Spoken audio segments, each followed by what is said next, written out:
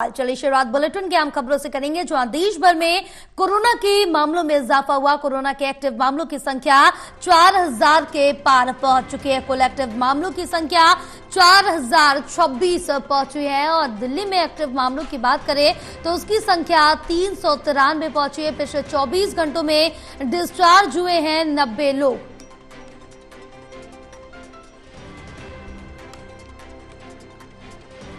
तो बड़ी जानकारी आप तक पहुंचा रहे हैं, जहां कोरोना के मामलों में इजाफा होता दिख रहा है देश भर में। दिल्ली में कोरोना के मामलों में इजाफा हुआ है। एक्टिव मामलों की जो संख्या है वो भी बढ़ी है।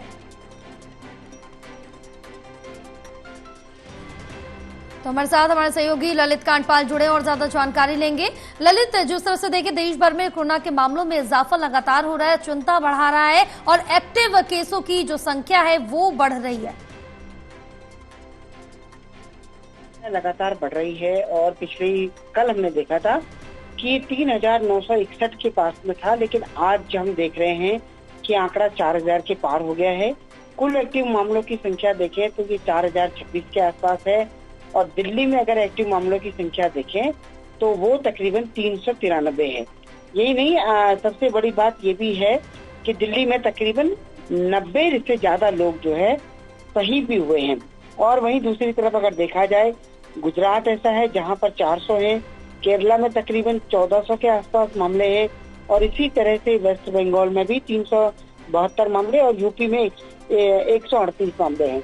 तो कुल मिलाकर के टोटल जो नंबर है इस वक्त देश में तकरीबन उनका जो कोरोना के एक्टिव मामले हैं वो 4026 है।